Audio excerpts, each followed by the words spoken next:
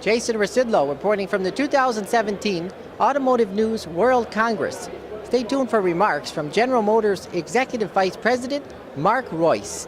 Congratulations on your winner of Car of the Year, the Bolt. Thank you, thank you. Not a small accomplishment. A couple of weeks ago, Automotive News published a story about GM's 10-year journey from the Volt to the Bolt You did. EV. That's right. Give us a little bit of a sense of perspective. So, what was that like as a sales executive? What was it like as a product executive? What was it like as a lifetime GM guy? That journey? Yeah. That journey was an interesting journey because the car itself, if you remember right, started as a pretty interesting concept that garnered a lot of attention in a very different auto show environment at that time, where we showed the concept, but the reality of the car with the aerodynamic properties of it as an engineer was pretty breakthrough at the time. But really the concept of taking and really using an internal combustion engine to charge batteries to create electric capability that was basically something you could drive across the country was something that we found was really hard for people to understand. Really hard for people to understand because it is billed as an EV, but in effect it is an EREV, which is an extended range electric vehicle. Probably one of the toughest stories we've ever had to tell to a consumer on why that is something that people really want and can use and what the benefits are of that. So from a sales standpoint, it was very tough. I tell you though, I don't think that we could have introduced the Bolt, our moonshot, and beating a lot of the tech companies, frankly, to the punch on an affordable, long-range vehicle without that experience from a technical standpoint, from an integration standpoint of how you put a propulsion system like that together in a car that is safe. And we had to defend whether it was safe or not, if you remember that. I do remember that. And it is probably one of the lowest warranty cars ever produced, and that story hasn't been told. But that experience leading up to the Bolt gave our team confidence. And this business, I think, Keith, you wrote this 2 weeks ago. This business is about the technology. It is about the equipment and the resources to do it. Most importantly, at the end of the day, it is about the people. Yeah. And so the people really delivered on the Bolt. Our teams really delivered on the Bolt, and it was because of that experience. But enormous culture change, I could only imagine. Enormous. Inside the company. Enormous. To get to the moonshot level, right? It was, and there were so many lessons learned on a sales basis, too. If you remember, some of the leadership of the company at that time promised unbelievable sales volumes on this thing. I do remember that, actually. Yeah, you remember that? You guys covered that really well, both all the way through that story. Another lesson learned, you know, you can innovate your brains out, you can get a great product. It is hard to sell cars. I don't care what they are. It is a hard business. You got to convince people why they're going to come and buy something, and you got to make sure that you have a bulletproof case to do it.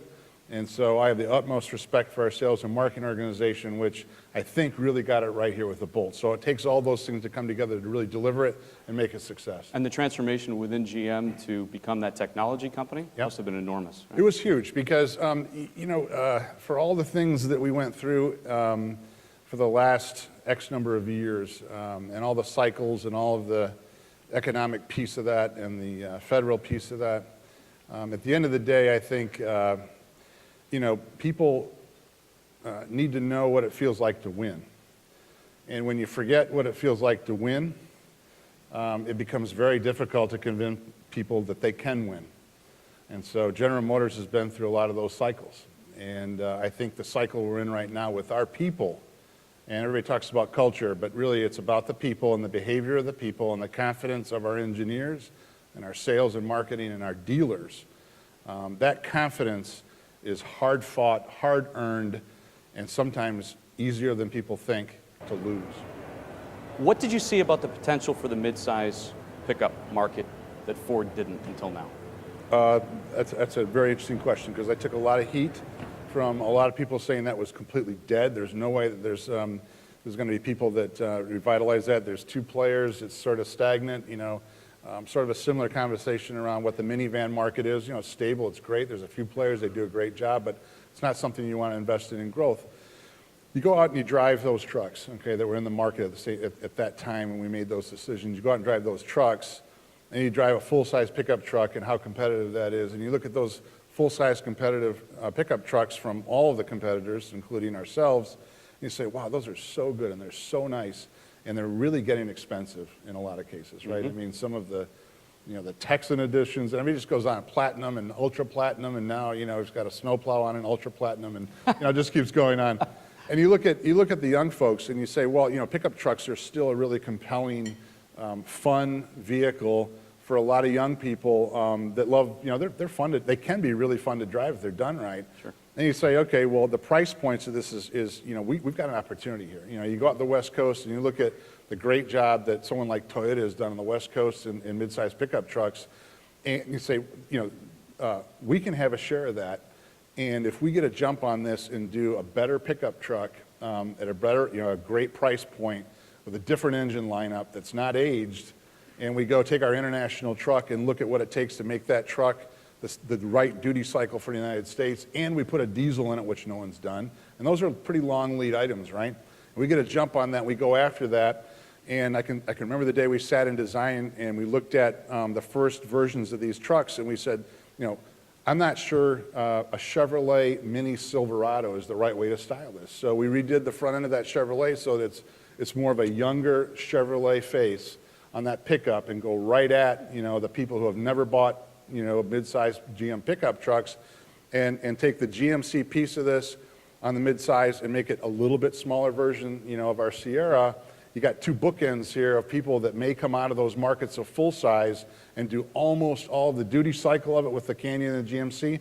You've got a whole new younger buyer on the Chevrolet, and that strategy, I think, is really playing out well. And by the way, we've got a ZR2 coming that's going to be awesome. Well, there you go. Yeah. The eyes widen, he gets more excited as the product starts going. How about a minivan?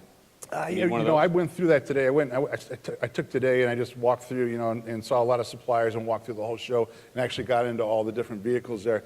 And I tell you, there's some great minivans out there. The Pacifica, that's won a bunch of awards. It was beautiful, yeah. Yep. I mean, they did a great job.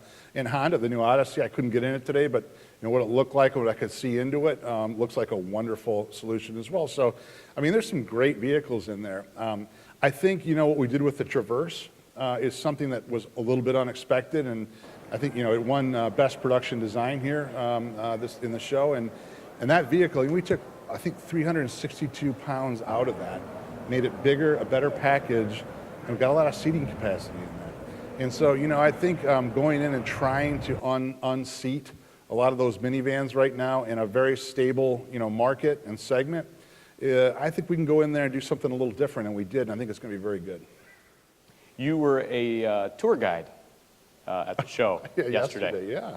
For the vice president. Yes. Do you like the Corvette? I think he loved the Corvette. And he loved the Corvette because he owns a 1967 convertible that's Goodwood green with a saddle interior and a 4-speed, 327, 350 horse. And it was given to him by his dad, who was a GM dealer, on his wedding day. And his comment today, and it'll stay with me for a very long time, was that, my dad gave me this car, I kept it. My 2 sons, one of which has passed away, redid the engine on this, and now it runs great. He said, GM paid for my education. And that will stay with me for a very long time. And we shouldn't forget how broad this industry really affects a lot of people's lives. Speaking of the administration, you tweet. Yeah, I do. At GM Dude, or at GM Dude in NA, correct? Thanks for putting that out there. Yep. Oh, everybody knows it. Yeah, oh, no. Do you watch Twitter closely at all? I do.